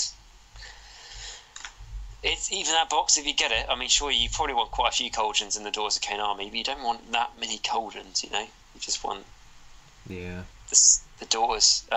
So it's a little bit sad, but with these guys, I don't see them as it not being as big as a problem.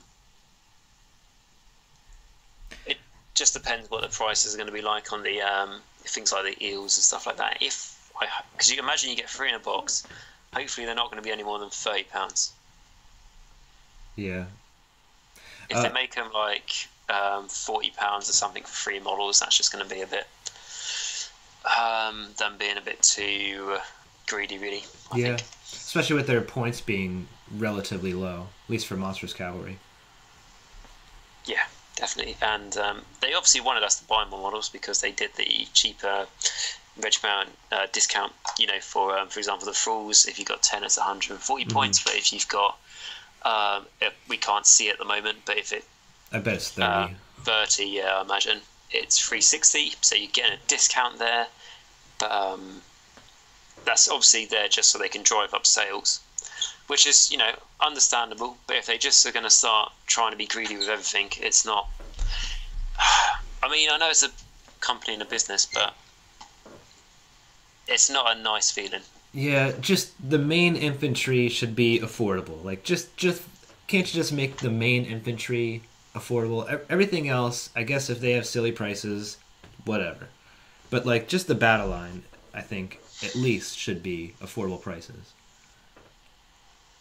Yeah, because I mean, like, for example, with my job at the moment, I've got like a steady income and stuff like that. Not a lot of time, but if I want to do a new army, I can relatively afford it. But there's some people who aren't as fortunate. If you're younger or whatever, and you're just getting into Warhammer, it can be really expensive enough. And especially if an army doesn't have a start collected box or something like that, like the Deep King, you really want to get into them.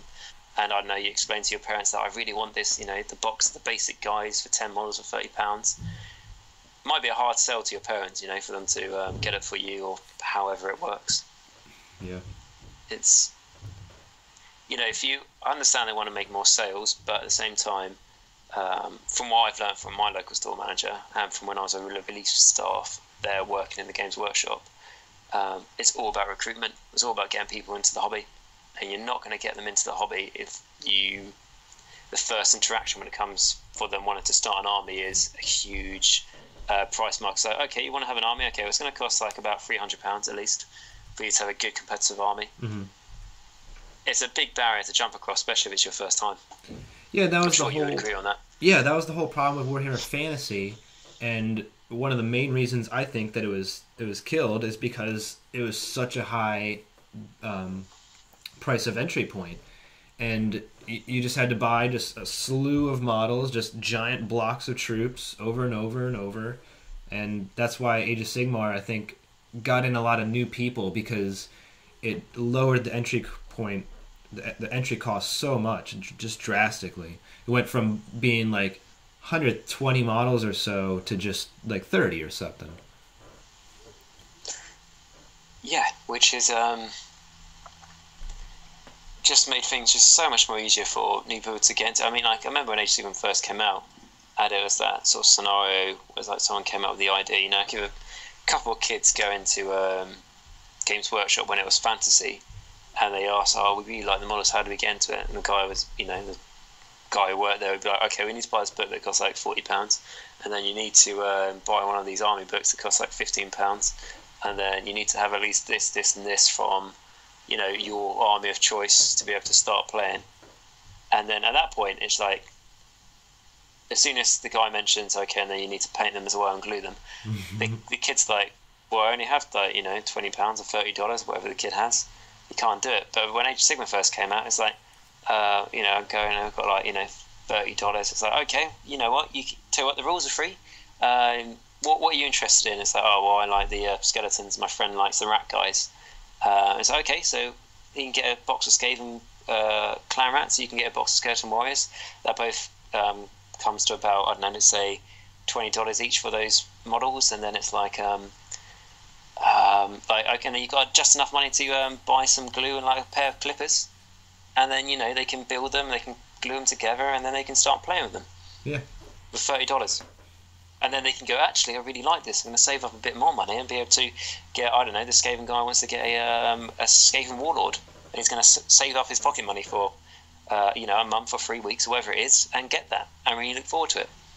You know, it just really is an easy entry level, which I thought was really nice change about it. Yeah, and the start collectings have helped drastically with that as well. Start collecting boxes, and surely that's helped with their income as well. Because I mean, I've done way too many armies than I should be doing because of you can start an army for £50. You know, it's there, isn't it? It's the option of going, go on then, you know, sort of thing. So even the Beast Core Raider start collecting, that's like £50 and 5 models in it, but they're like 5 cool models. It's like, that is so easy to get into that. Yeah, that is really, I don't know the prices individually, but that is a huge bargain. Yeah, it's what's like the Seraphim one. So how much is the Carnosaur? £50? It's the same price as the start collecting, yep. Yeah, they stopped selling the Carnosaur separately. Exactly. So, and it's the same with the Magmadroth and the Fire Slayers one, where they brought down the price of the Magmadroth as well to fit it. And that's the only time I've ever seen Games Workshop bring down the price of something, and they didn't advertise it at all. It's like, I swear they used to be £65. No, it was always £50. Okay. Why you stop selling it separately? Oh, you know, it's just... And I really do feel for the people who like started Fire Slayers before that box came out. Oh man, that was a task to do before. And it was an army that obviously now that we see, because you see them a lot more now because they're cheaper to buy. You need loads of models. Yeah. Must have been an absolute nightmare before that box came out if you try to do that. Yeah, that's why I'll try to wait for Idoneth Deepkin until the start collecting comes out. I'll try to wait. But people said that about the Count and Overlord one, and to be fair, there is a box set out, start collecting for them, but how long has it been? And it's not even good, though. Months. It's not good.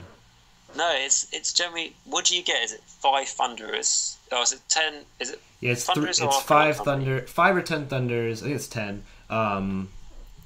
3 of the jetpack guys, and then the small boat. Like, no one uses the small boat right now. No, it's terrible, isn't it? The Thunders, I don't think people like them either anymore after the weapon change. The only thing you're really getting... Oh, and then there's a character too, but it's not the one you want. It's like the Endrin Warden, I think. It's the combat one you don't ever take. And then the jetpack guys are really the only models you really need out of that set. Sounds like basically they had a bunch of their stuff in the warehouse and they needed to shift. Yeah, it really seemed like. Come up with a start collecting box, and they didn't think, no one would have been waiting ages for this. We'll just put whatever we want in it. And then it turns out everyone was waiting ages for it, and they're bitterly disappointed. It's like, but I don't know what unit's going to be bad for the Idoneth Deepkin, but I can imagine it might not be the best. And that little ship for the Kharadron Overlords, that's not the best, is it? If we're absolutely honest, It's not the best, and it costs 220 points. Right. It just, if it was less points, because it is cool because you could do like an all ship army because that's artillery and the other things are behemoths. Like you could max out on them, but they're so damn expensive. Like you don't want to. No, it's like they don't even have a D6 damage weapon, do they? I don't think so. I think they have a D3 wound weapon. Yeah, which is. I mean, they're not terrible. They're just too many points. Yeah, it's 220 points. Yeah, they need like 160 or 180, and then you might take them. Yeah, and it's just like for D6 damage attack, if that's what it is. How much are Skyfires? Are they 220 or more than that? I think they're 220 for. Yeah. Well, if they're 220 or something like the Kernel Hunters or Long Strikes, they've got the range, probably better range, and they can just do so much more damage. Mm-hmm. So yeah, it's a little bit gun. So you can wait for a Deepkin Star collecting box, but I wouldn't raise your hopes too high. Which you might wait like 10 months and then be rewarded nothing for your patience. Yeah. You know, patience is a virtue, but not when it comes to Games Workshop. Right. A lot of the time. But I tell you what, at the moment with Age of Sigmar, we had like before Christmas, we had about a sting of 9 months without any releases, apart from a few Shades Bar bits. And then suddenly it's like one battle tome coming out after another. Yeah, they've been killing it with Age of Sigmar this year. Yeah, well, it's like, for example, Legion of Nagash, obviously I was always going to get that book because I've got over 10,000 points of death. And then Daughters of Cain, I was like, wanted to do this army, but it was the price that put me off. And then Idoneth Deepkin, I'm like, well, I say I'm going to do it, so that's how far I've got with that. And then there's going to be probably a Nighthaunt battle tome coming out at some point between now and the end of summer. Yeah, I bet so. So, it's you want to be careful how much you commit to an army, because you could, like for example, let's say you dive straight into Idoneth Deepkin, you get all the models that you want and all that sort of thing, and then next week, like the Nighthaunt, release is coming out, and you really want to do that instead. Yeah, that's what happened with me and Daughters. I was like, Daughters of Cain, I was so excited to do them, and then I had an order to get Marathi and a Blood Coven, and it fell through. So I never tried to buy it again. So I never started them. And now I don't know if they're here. Well, maybe I should do the Deepkin now. Yeah, like I said, this morning I was going to do Gutbusters and then Iron Jaws, and then my mate sent me. Don't know how it works, but there's something in the Idoneth Deepkin that you can make a unit have -5 rend. Don't know how that works, but there's something in the Idoneth Deepkin that has -5 rend. And at that point, I just said, screw Iron Jaws, and just dive straight into these guys. Because -5 rend, I don't know what it was that did it, and he hasn't told me because he's starting the army. He probably doesn't want me to know what it is. But that is like 40k style. Yeah. That is, what can save against -5 rend?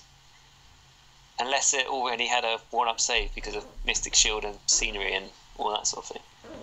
A Star Drake with multiple lanterns on it. Okay, I will take that Star Drake. Go on, I've actually got a 1-up save on ones. Okay, well you're going to have a 6-up save for your ones, and he'll get all the bloody 6s. But yeah, that's really. I absolutely hate Star Drakes. Can't stand them. Yeah, me too. Because they don't die. I just, when you fight them, that's it. I don't even fight it. I just let it. It runs around the table like an over-exaggerated, overgrown lizard, and destroys my models and my heart to some extent. And I just crack on with everything else. And then if the only other thing it has on the table are Liberators with 2-up save rolling ones, then I just say thank you for the game. Yeah, so unless you got the ball going to the end, you're not doing anything. It was a bit with the Star Drake, and I was like, at least it can't heal. And then it turns out Order Editor can do something along those lines. Yeah, the lanterns heal it. Yeah, I mean, to be fair, the Star Drake is like 600 and whatever points. It should be horrendous, but it's all the extra things you can do on top of it. Yeah. which can make it quite powerful. It's like when I was taking Nagash, people were like, "Oh my god, he is stupidly powerful," and then they'd ask how many points it is, and I say 100. I go, "Yeah, fair enough."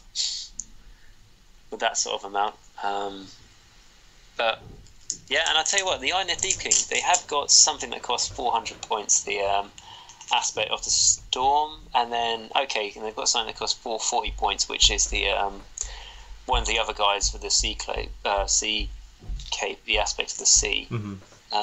Is 440 points, but they don't have a 600 point whatever behemoth, do they?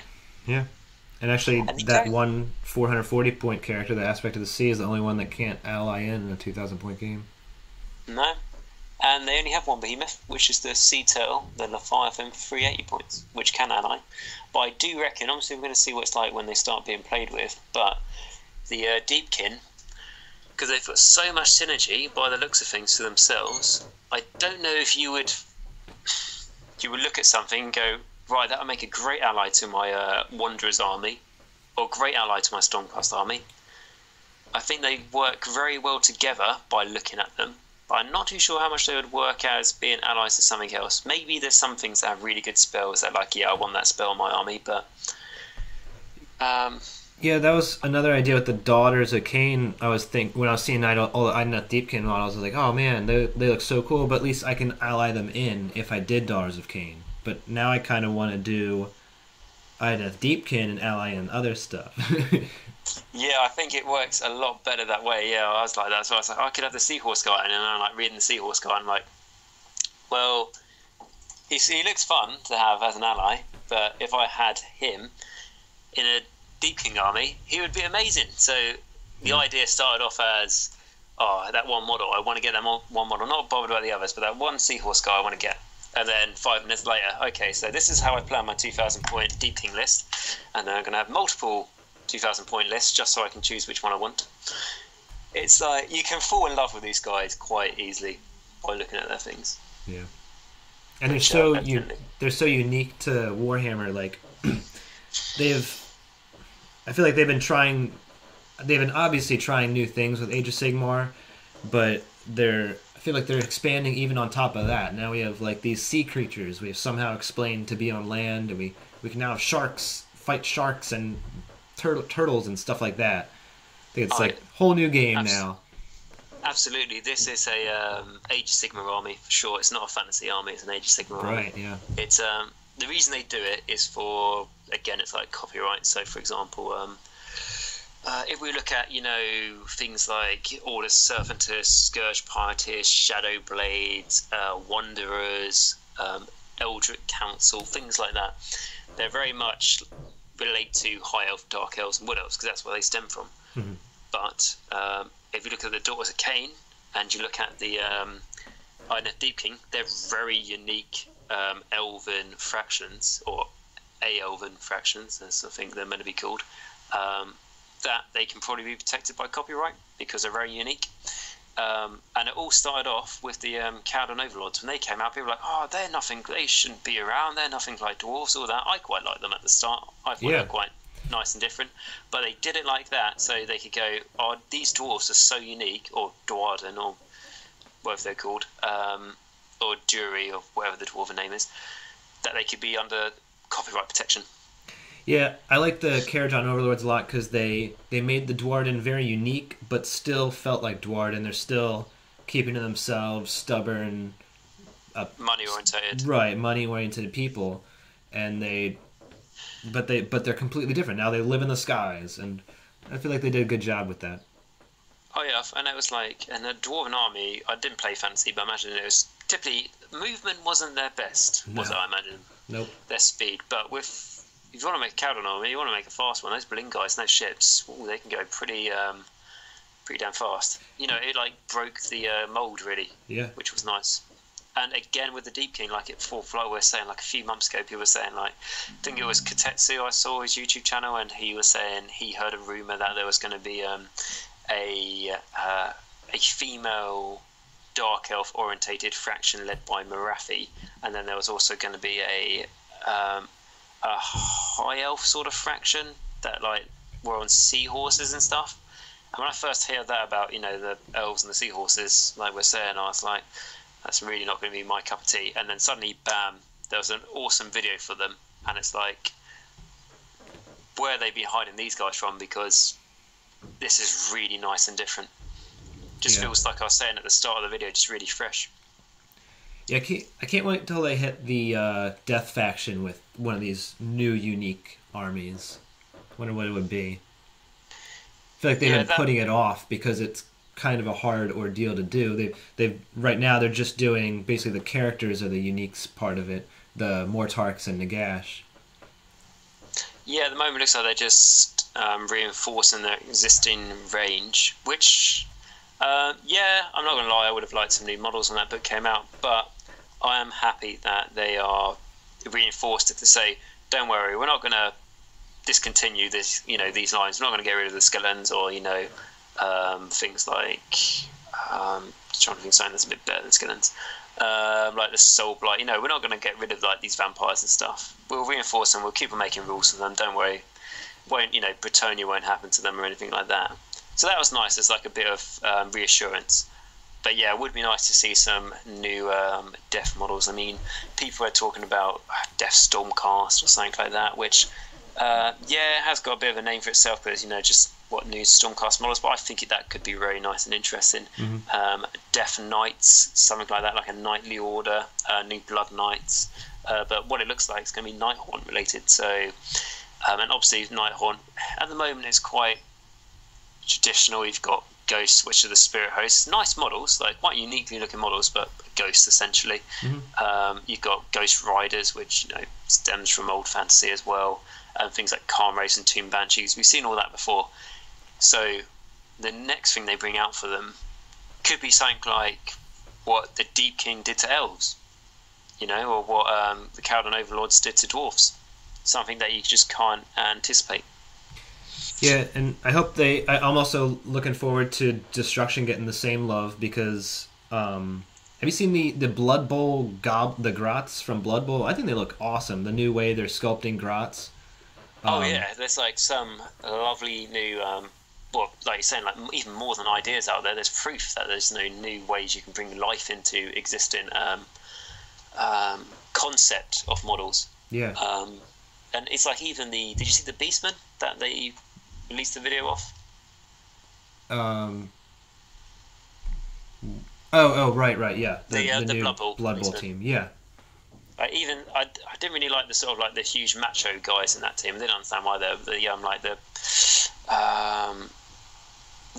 Gore Herd, like those like traditional Beastmen models, looked really nice.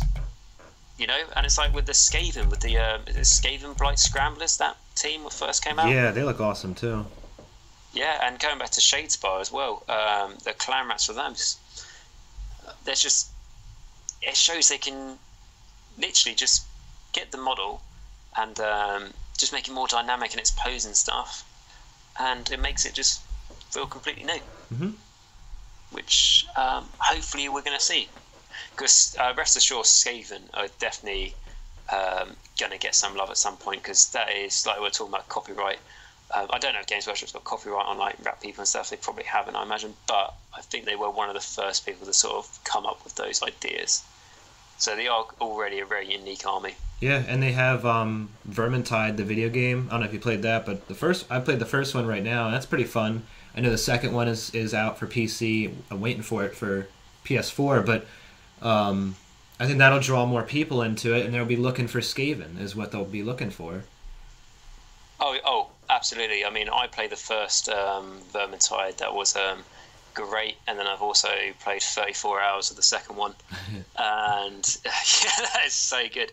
I would say you need to have people to play it with, because that's how you play it for a silly amount of time. Mm-hmm. But it is like you'll walk, I don't know, like for example, I play as a Weight Watcher, and you're like trying to stalk around with like your bow and arrow and try and be like very quiet. So, and before you know, a rogue burst through a door or something like that, or a chaos spawn, or you go around a corner and then there's like a rattling gun which is just spinning an incredible amount of shards of warpstone, and it really makes you feel alive in the Warhammer universe. Yeah. And going back to the original point, just shows how like unique the Skaven are, and their ideas. And it's just I'd always want to do a Skaven army, but I've painted clan rats for it before, and it was just too much. Yeah.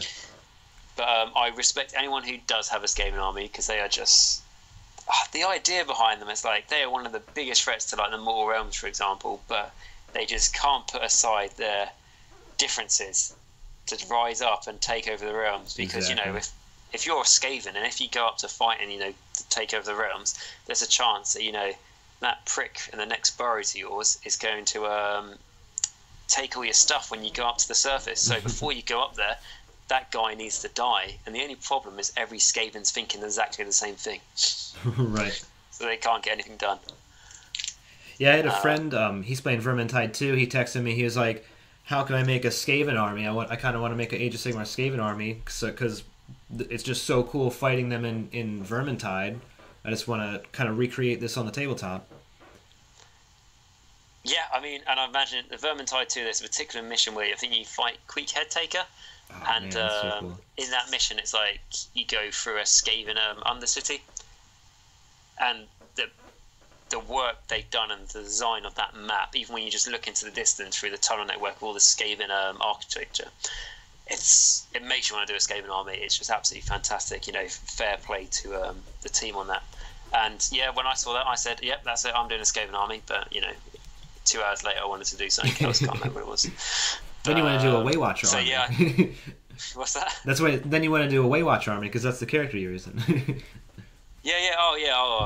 I've done a Waywatcher army, and between when Vermintide 2 first came out and today, it's already been sold to someone else. So there we go. I posted that yesterday, it was nice. It was Wood Elves. I like the sort of forest theme to them and all that. I've always lived in the countryside in England, and the sun is shining and it's not raining, which is not most of the time, but when that happens, it's beautiful. Everything's green and lovely, like oak trees, all that sort of thing. So that's what I really like. I wanted to do like a Wood Elf army to get the theme, but when I did it, it's like I didn't like the Glade Guard model, so I was going crazy with conversions and stuff. It ended up costing too much money, and the painting was just taking ages. So sadly, I had to get rid of it because it was just taking too much time. Yeah. But I do far too many armies. But for me, the most fun I have in Warhammer by far, and a lot of other people, it's the same thing, and it's not always like, you know, classified as the right thing, but when you go into a store and you say to yourself, I'm going to do a new army today, and you're picking up the first boxes you're going to buy in the book, and you're reading through the rules, and you get really excited, almost like what we're doing now with Deepkin. For me, that is the best part of this hobby. And I'm not saying like every week you should go and do a new army, because, you know, you'll run out of money rather quickly, as I found out not too long ago. But that's the best bit. Getting excited about a new army, for me, is the best part. And then you buy all the stuff, you bring it home, and then you just go, I've got a lot of stuff to build and make and paint. I'm going to put it to the side and do a new army instead. Which, again, happens far too often. But to me, that's the biggest fun. You know, coming up with army ideas and stuff and getting really excited. Yeah, it makes you a better player too when you're buying the new books and reading about them and thinking of ideas you would use if you ran them. Then you see it on the tabletop, you know how it's going to work, and then you can fight it off better. I was going to say, that's the excuse I use as well. That's how I justify the purchases. I go, this will make me like with the ogre army, this will make me a better ogre player. You know how to fight those armies. Or like Khorne happened this end of last year, I think I did bought 2 Khorne Demon Cyclaton box sets and like build and painted them, and I was like, I really can't be bothered to buy and build more demons, but at least I know how they play a bit more. But, right. It does make you a better player. It's like even something I can suggest, if you're even thinking about starting playing more competitively or something like that, and you've got quite a few people in your store who, you know, they play competitively, they might not play competitively, but they bring different armies, and you're quite friendly with them. Ask if one day when you have a game, you bring your army, they bring theirs, and you just switch armies for that game, and you get a different taste, which is it picks out, especially if you're thinking about going to a tournament or something, it makes you realise the weaknesses to your army as well, which is and also you get to play with new toys, which is always nice. I mean, like I say, my friend is doing a Deepkin army, and he keeps on, while we're doing this video, he's keeping sending me ideas of his lists and stuff, which I don't want to look at because it's just annoying me. But I can know, like, if I say, like, oh, do you want a game, like, I know, in a month's time when he's got his army together, and it's like, oh, could I use your army? We just switch around for the day. He's going to say no. So I have to build my own army to be able to see what these guys are like. But, yeah, it's like, how much you like Warhammer, it's quite, if somebody doesn't do the hobby, it's quite hard for them to understand. The sort of feelings you get when you want to do a new army and stuff, and how excited you get. And you know, if you're doing a new army, you're going to have to spend a lot of money. You're going to have to, like what you've worked hard for, you're going to have to spend a lot of your free time building it and a lot of your free time painting it before you even get to play with it. But the fact that you can still be that excited to start a new army is, that feeling is why I love Warhammer. Yeah. I like the brainstorming, the thinking of different list ideas. I've always the like synergy, stuff I have like like that. Spreadsheets with multiple tabs, and it's just like each tab is a different list, and they're just little slight variations, and I'll make another one just to see how it'll look, and yeah. Oh, and like when you look at it, and it's how much time you actually spend doing it for how useful that is when it comes to playing the game. You know, it might not be worth it, but the fact that you do it anyway is just it just comes to show, doesn't it, just how much you enjoy it. Mm-hmm. But yeah, so yeah, that was a little bit of a distraction, but just explaining why you can really get excited for new armies and stuff like that, which is why I do the hobby. Yeah. Okay, so it's almost 2 hours, like 4 minutes away from 2 hours. Do you want to wrap up? I have to go to the bathroom too. Yeah, sure. We can wrap up. Do you have any thoughts?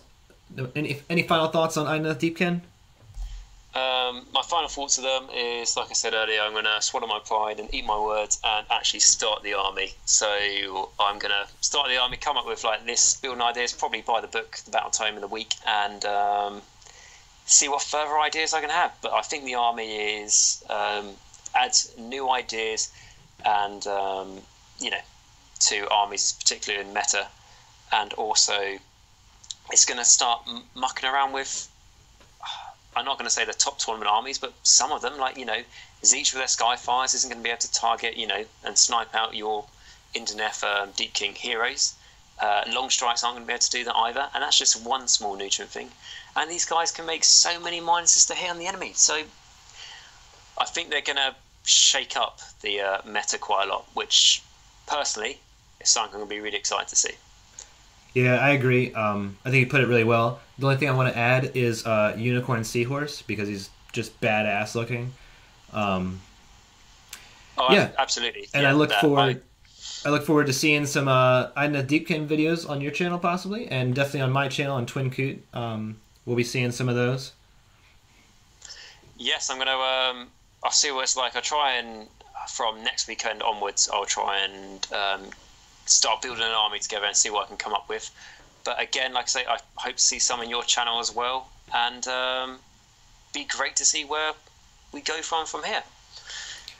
All right. Well, this is Twinned Coot signing out with Agent Nagash. Join me. Thanks for talking to me. It's been fun. I hope the listeners like it. This new thing we're doing. Yeah, well, thank you very much for having me as well. Again, it's been great coming on your channel. It's been nice to talk about my ideas with you rather than basically just talking to them to a microphone and sharing them with the community. Hopefully the viewers do like this. If they do, please again let us know down in the comments, and then we can see it trying to do another video similar to this. So thank you very much for watching, guys. It's Agent Nagash signing out. Thank you from here as well, from Twinned Coot. Have a good day.